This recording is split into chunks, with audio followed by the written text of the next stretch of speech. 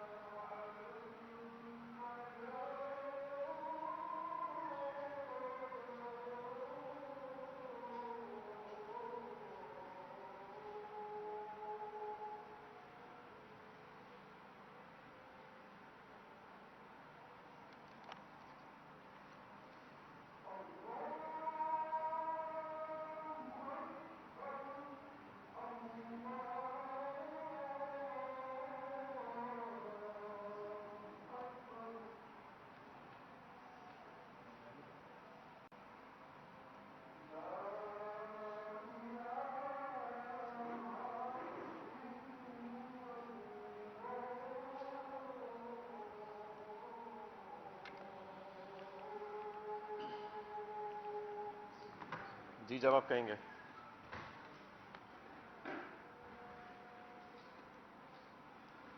जी शुरू। ठीक है जी। बिस्मिल्लाहिर्रहमानिर्रहीम। अजान की हमने 2 मिनट की ब्रेक ली थी और मैं आपको ये अर्ज कर रहा था कि पहले भी एक्सचेंज रेट को फिक्स करने की इसहाक डार साहब ने कोशिश की, 32 अरब डॉलर इस्तेमाल किए मुल्क के, और जब उस एक्सचेंज रेट रजीम से हम बाहर निकले तो सडन डीवैल्यूएशन हुई जिससे महंगाई की स्पाइक आई। और ये सब कुछ इनके अपने दौर में ही हो चुका था। 105 से 124 पे ये डॉलर वापस छोड़ के गए, और जब हम आए और हमने मार्केट एक्सचेंज रेट रजीम में लेके गए तो उसके बाद डॉलर फर्दर डीवैल्यू हुआ। और मैं आपको दावे से कहता हूं कि अगर हम स्टेट बैंक की इंडिपेंडेंस यानी उसकी ऑटोनॉमी को बरकरार रखते जो कि पाकिस्तान तहरीक इंसाफ ने रखा था, और अगर हम मार्केट एक्सचेंज रेट रजीम में रहते, और अगर हम पॉलिटिकल इंस्टेबिलिटी किसी एक शख्स की जिद की वजह से उसकी तरफ हम ना जाते अप्रैल 2022 में, तो आज शायद 200 को भी क्रॉस ना किया होता पाकिस्तान के रुपए ने। 1981 से अब तक पाकिस्तान का सालाना डीवैल्यूएशन की जो एवरेज है वो 6% है, 6.1%। क्यों है वो? क्योंकि हमारा महंगाई का रेट जो है वो बाकी दुनिया से ज्यादा रहा, इसलिए वो 6% सालाना पे एडजस्ट होता है आपका एक्सचेंज रेट। क्या आपको मालूम है कि पिछले 3 माह में 3.4% महाना आपका, पिछले 9 माह के अंदर 3.4% महाना आपका जो डॉलर है वो अप्रिशिएट किया रुपए के अगेंस्ट। पाकिस्तान तहरीक इंसाफ के 3.5-4 साल में 58 रुपए, 58 रुपीज, जिसके अंदर इसहाक डार का लैग भी शामिल था जो उसने जबरदस्ती होल्ड किया हुआ था, वो आपका रुपया डीवैल्यू हुआ। पिछले 9 माह में 75 रुपए हो चुका है, और अभी भी जब मार्केट 255 पे क्लोज किया आज तो डाउनवर्ड्स प्रेशर था। जब कल मार्केट खुलेगी मजीद नीचे जा सकता है। ओपन मार्केट का अभी कोई रेट सेटल नहीं हुआ, और ये सब कुछ उस माहौल में हो रहा है जहां आपने इंपोर्ट्स के ऊपर आर्टिफिशियल रिस्ट्रिक्शंस लगाई हुई हैं, कैपिटल कंट्रोल्स लगाए हुए हैं। स्टेट बैंक हर एलसी नहीं खोल रहा, अक्सर एलसीयां नहीं खोल रहा, आज खाम माल की एलसीयां नहीं खोल रही, और इसहाक डार की इस पॉलिसी की वजह से आज पूरे पाकिस्तान में बुनियादी चीजों की किल्लत आ चुकी है। आपके हर इंडस्ट्री की सप्लाई चेन्स डिसरप्ट हो चुकी हैं, खाने पीने की अशिया से लेके, तेल डीजल से लेके, खाम माल से लेके, सनत के खाम माल से लेके, दवाइयों तक, सर्जरी करने के आलात तक इस पॉलिसी ने मुल्क के अंदर किल्लत क्रिएट कर दी। और ये वो मुल्क था जो 9 माह पहले 6% पर तरक्की कर रहा था, और दूर दूर तक किसी ऐसे बहरान का अंदेशा नहीं था। हां, जरूर सुपर कमोडिटी जो साइकिल आया दुनिया में उसके चैलेंजेस थे, लेकिन उस चैलेंजेस से निपटा जा सकता था बड़ी आराम से अगर कंटिन्यूटी रखी जाती, और अगर हम मार्केट एक्सचेंज रेट में रहते, और अगर हम स्टेट बैंक की इंडिपेंडेंस को बरकरार रखते। मैं समझता हूं कि मिफ्ता इस्माइल और इसहाक डार की तबाहकुन पॉलिसियों के बाद और जो मईशत को नुकसान पहुंचा है आज और इसका मैं अभी आपको बताऊं असर पूरी तरह आना है। एक्सचेंज रेट का असर 2 से 3 माह के बाद महंगाई पे आता है। हर चीज में मजीद महंगी होगी। मैं समझता हूं कि जहां पे आपका आज एक्सचेंज रेट चला गया है 30% से इस वक्त आपकी शराय महंगाई खड़ी है, ये 40-45 पे चली जाएगी। अब आपको बिजली और गैस और महंगी करनी पड़ेगी। IMF की शराइत मजीद सख्त हो जाएंगी, क्योंकि आपने मुस्लिम लीग नून ने तो 70% आपका जो बिजली के महंगे प्लांट लगाए हैं वो सारे इंपोर्टेड ईंधन पे हैं। उनके इंपोर्टेड ईंधन के ऊपर जो कॉस्ट निकलेगी और उनकी कैपेसिटी पेमेंट्स जो डॉलर इंडेक्स में ये करके गए हैं 255 या 260-70 जहां पे भी अब डॉलर जाता है, तो वो उतनी ज्यादा आपको महंगाई करनी पड़ेगी और हम हाइपर इन्फ्लेशन में भी जा सकते हैं। सनत आपकी वैसे बंद पड़ी है, बेरोजगारी जो है वो, और तो इससे ज्यादा नालायकी क्या होएगी। ये हुकूमत अगर आज कायम है तो बैसाखियों के सर पे कायम है, इसके अलावा इस हुकूमत का कोई वजूद नहीं है। और यहां पे मैं आता हूं उन बैसाखियों पे और सियासत पे। कल इस रजीम का भयानक चेहरा पूरी दुनिया ने देखा, सिर्फ पाकिस्तान ने नहीं। फवाद चौधरी को जिस तरह लाया गया, किसी दहशतगर्द को नहीं लाया गया। इस तरह तो राव अनवार को लाना चाहिए था अगर अदालत में पेश किया जाते हैं, अगर इस मुल्क में कोई इंसाफ होता। इस तरह तो पेश किया जाना था उन लोगों को जिन्होंने अरबों रुपए लूटे हैं, जिनको आपने मनसब पे बैठा दिया। इस तरह तो पेश किया जाना था इस मुल्क के अंदर जिन्होंने साजिश की। लेकिन आपने एक ऐसे शख्स को जिसने सारी उम्र कानून की बालादस्ती की बात की, जिसने सारी उम्र सहाफती आजादी की बात की, जिसने जब मौका आया तो दूसरी जमातों की भी हमायत की अगर उन्होंने कोई असूली मौकफ अपनाया, और जो पाकिस्तान के अंदर जमहूरियत, सिविल राइट्स, माइनॉरिटी ग्रुप्स की सबसे ताकतवर आवाज थी। आपने उसके साथ ये किया।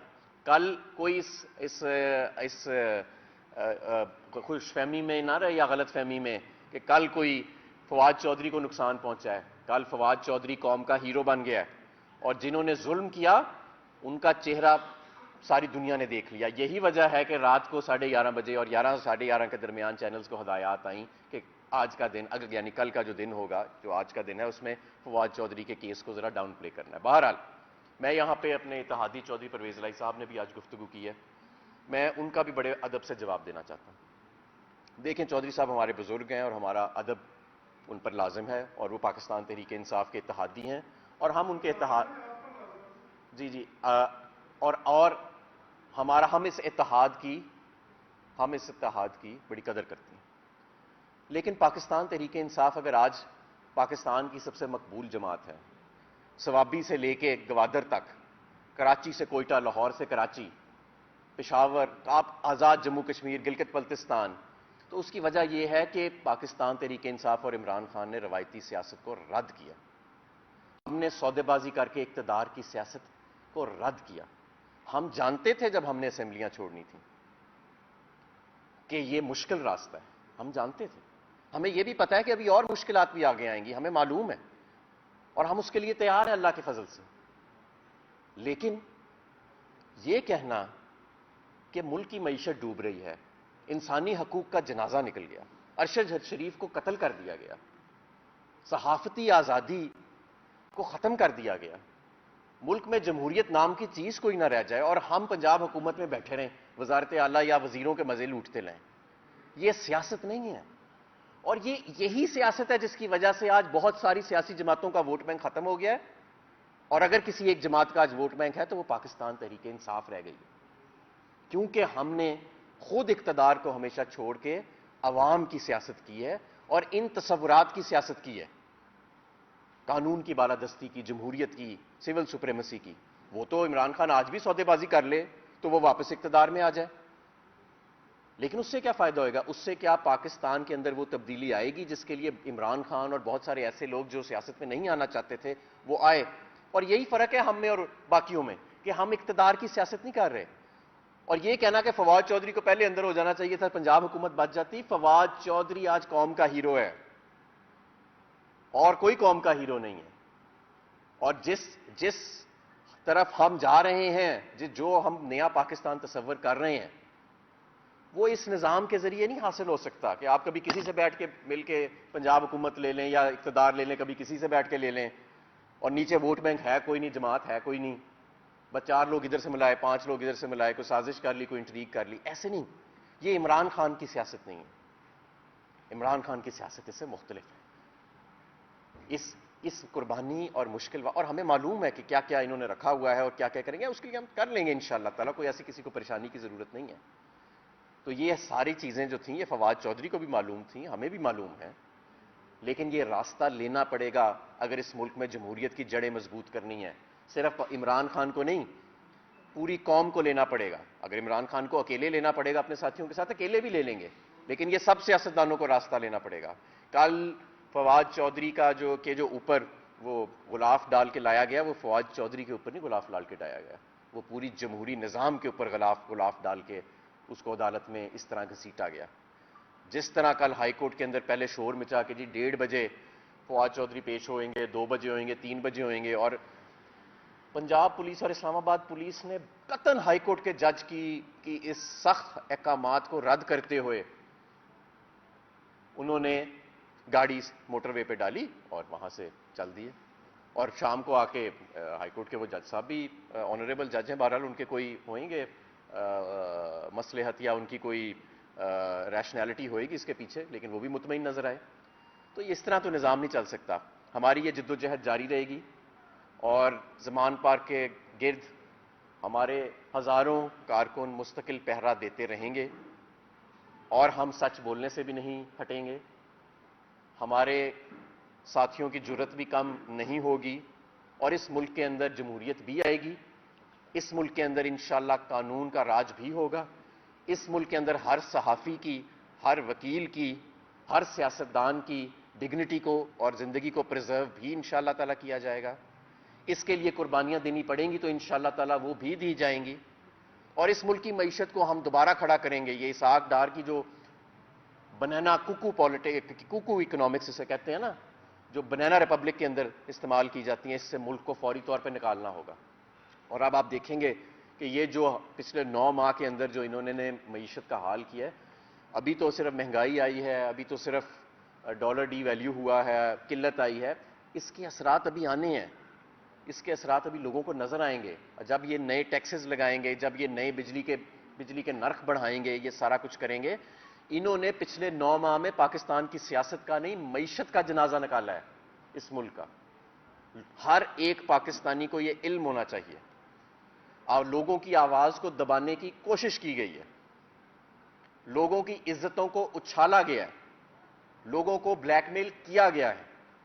यह सब कुछ तारीख का हिस्सा बन चुका है, और अभी और भी बहुत कुछ होएगा, यह भी हमें मालूम है, लेकिन हम पीछे हटने वाले नहीं हैं। इंशाअल्लाह ताला इस मुल्क के अंदर एक जमहूरियत का निज़ाम आएगा, और इंशाअल्लाह ताला फ्री एंड फेयर इलेक्शंस आएंगे, जिसके नतीजे में एक स्ट्रॉन्ग और स्टेबल हुकूमत को सामने लाना इस वक्त नागुज़ीर हो चुका है। और मैं यहाँ फाइनेंशियल टाइम्स के आर्टिकल की भी बात करूंगा। फाइनेंशियल टाइम्स जो कि बैनुल-अक़वामी जरीदा है, आज जरा आप उसकी हेडलाइन देखें, उन्होंने लिखा है कि पाकिस्तान इकोनॉमिक कोलैप्स के करीब है, और इमरान खान बहुत पॉपुलर है, ये भी उन्होंने उसके अंदर लिखा है।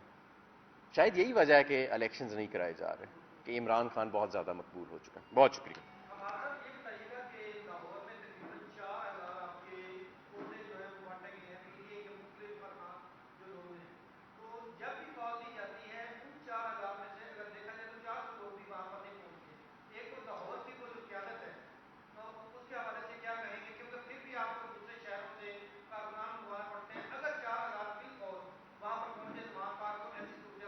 देखें जी, पहली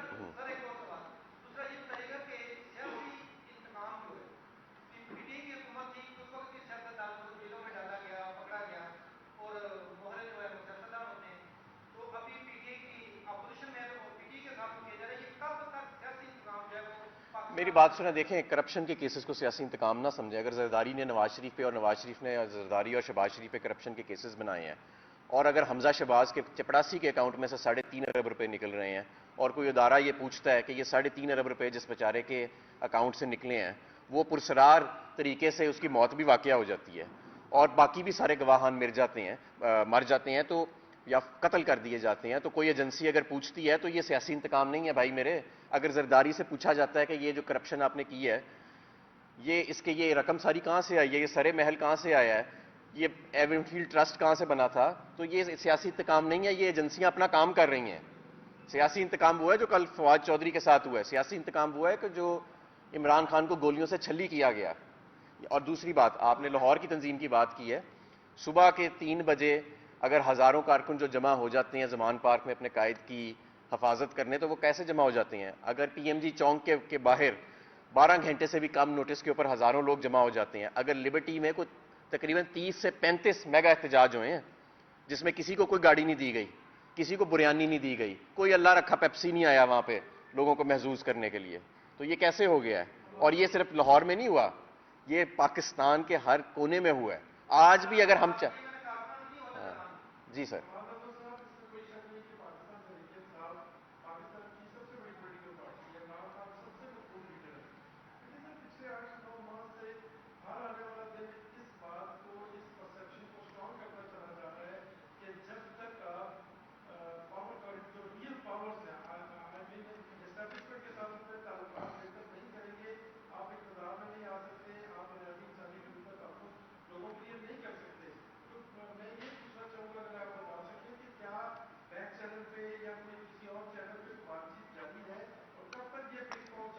देखिए, हमारी कोई बातचीत जारी नहीं है, और मैं आपको ये भी बताऊं कि हमारा सिर्फ इस्टेब्लिशमेंट से, या कोई भी इदारा हो, चाहे इस्टेब्लिशमेंट से हट के कोई इदारा हो, हमारा सिर्फ एक ही मुतालबा है कि अवाम के फैसले के ऊपर ज़र्ब लगाने की कोशिश ना करें, उस पर असरअंदाज होने की कोशिश ना करें। ये कर लें, हमारे सबके साथ ताल्लुकात ठीक है। हमारी लड़ाई क्या है?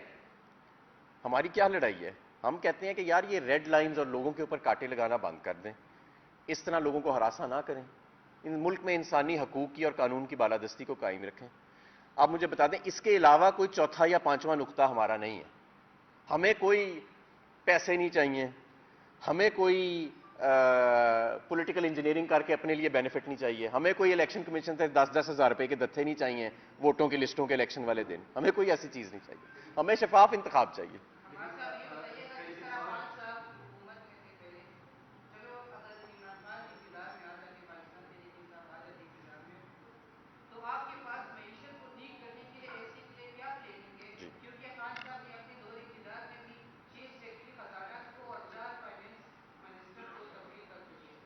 देखिए, हम जो तैनातियां करते हैं ना, हम तैनातियां करते हैं परफॉर्मेंस बेसिस के ऊपर। हम लोग लगा के देखते हैं, अगर वो परफॉर्म नहीं कर रहे तो उसे फौरन चेंज कर देना चाहिए।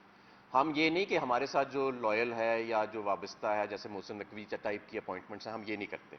और आपका सवाल बहुत अच्छा इकोनॉमिक प्लान के हवाले से। देखें, सबसे पहले तो ज़रूरत इस समर की है कि IMF के साथ हम ऑन बोर्ड रहें। अगर ये हम पहले से ऑन बोर्ड रहे होते तो ये इतना नुकसान ना आता, क्योंकि जब मिफ्ता साहब आए तो आपको याद होगा कि जून तक IMF के साथ एक तातुल का शिकार था, और फिर जब इसाक डार साहब भी आए तो तकरीबन अभी तक तातुल का शिकार हैं, तो जिसकी वजह से बहुत ज़्यादा नुकसान। दूसरी चीज़ ये कि इस गवर्नमेंट की कोई क्रेडिबिलिटी नहीं है इंटरनेशनली। जो हमारे डोनर्स हैं, और क्योंकि वो सबसे गुफ्तगू करते हैं, ऑफ द रिकॉर्ड भी करते हैं, उन सबको पता है कि ये एक ट्रांजिएंट गवर्नमेंट है, आर्टिफिशियल स्ट्रक्चर है, इनके पास रिफॉर्म्स की या फैसला साजी की कोई कुव्वत नहीं है, पॉलिटिकल स्पेस नहीं है, इसलिए वो इनके साथ बहुत ज़्यादा इंगेज भी नहीं करते। जब एक स्ट्रॉन्ग स्टेबल गवर्नमेंट आएगी जो पॉलिसी मेजर्स उनके साथ लॉक इन कर सकती है अगले 3 साल के लिए, तो वो डोनर्स भी और आलमी इदारे भी आपको फिर फैसिलिटेट भी करेंगे और आप एक रास्ते पे चल पड़ेंगे। अगली एक ज़ाहिर गवर्नमेंट बैठी है जिसके पास अगले 5 साल का रनवे है, तो वो रिफॉर्म्स करेगी कि अगले इलेक्शन साइकिल से पहले उसको उसका डिविडेंड यील्ड हो जाए। लेकिन मौजूदा हुकूमत की तो ऐसी कोई ना इंसेंटिव है ना मोटिव है, वो तो डे टू डे बेसिस के ऊपर सर्वाइव कर रहे हैं। हमें आके फौरी तौर के ऊपर रेस्क्यू, स्टेबलाइजेशन और रिकवरी करनी पड़ेगी, हमें अपनी डेट रीप्रोफाइलिंग करनी पड़ेगी, हमें एक नया IMF का प्रोग्राम आते साथ निगोशिएट करना पड़ेगा। लेकिन ये सब कुछ तब ही मुमकिन है अगर मुल्क के अंदर एक स्ट्रॉन्ग स्टेबल गवर्नमेंट जून से पहले मौजूद हो, क्योंकि जून में आपका ये IMF का प्रोग्राम जो है ये एक्सपायर होने जा रहा है, और IMF अपने प्रोग्राम्स को एक्सटेंड नहीं करती। IMF इंटरिम गवर्नमेंट्स के साथ भी बातचीत नहीं करती नए प्रोग्राम के हवाले से, उनके पास मैंडेट नहीं होता इंटरिम गवर्नमेंट के पास। तो इसलिए ये हमारा प्लान है फिलहाल, जिसका मैंने आपको बुनियादी नुक्ते बताया, बट इसके नीचे बहुत सारी चीजें हैं। हम वेकॉक को इंप्लीमेंट करना चाहते हैं, हम मुल्क के अंदर व्हीलिंग को इंट्रोड्यूस करना चाहते हैं। जी,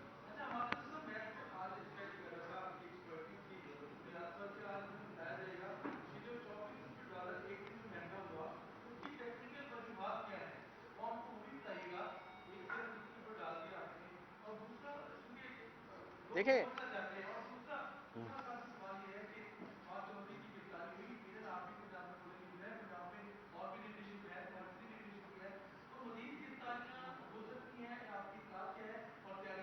जी मैं सबसे पहले तो ये कि 25 रुपए डॉलर क्यों एक दिन में गिरा। देखें, पिछले 9 माह से आपकी स्टेट बैंक की जो ऑटोनॉमी है, जैसे मैंने पहले अर्ज किया, वो सस्पेंडेड है, वो मुंजमद है। और आप पिछले 9 माह में मार्केट एक्सचेंज रेट से निकल के आप एक फिक्स्ड एक्सचेंज रेट रिजीम में चले गए। वहाँ पे जब वो सस्टेनेबल नहीं था, यानी कि आपके डॉलर्स की डिमांड ज़्यादा थी आपके रुपयों की डिमांड से आलमी वर्ल्ड के अंदर, तो इसाक डार साहब ने उसको आर्टिफिशियली फिक्स किया हुआ था, एक्सचेंज कंपनियों को कह के, स्टेट बैंक को कह के, बैंकों को कह के। लेकिन उस रेट के ऊपर कोई ट्रांजैक्शंस नहीं हो रही थी। फिर उन्होंने एलसियां बंद करनी शुरू कर दी, माल की किल्लत आना शुरू हो गई, आर्टिफिशियली वो भी डिमांड भी कंट्रोल करने की कोशिश की रुपए की और डॉलर की, वो भी नहीं हो सका। तो फिर सडनली इनको ये रुपए को खुला छोड़ना पड़ा और मार्केट एक्सचेंज रेट पे लाना पड़ा। लेकिन उस टाइम तक जो मरीज था आपका, उसकी मौत वाकया हो चुकी है। आज पाकिस्तान में गरीब मजीद गरीब तर हो चुका है और अमीर भी गरीब हो चुका है। ये मैं आपको बताऊं, आज हर शख्स को इसका नुकसान पहुंचा है। पूरा मुल्क आज जो 9 माह की इकोनॉमिक पॉलिसी थी उससे गरीब हुआ है।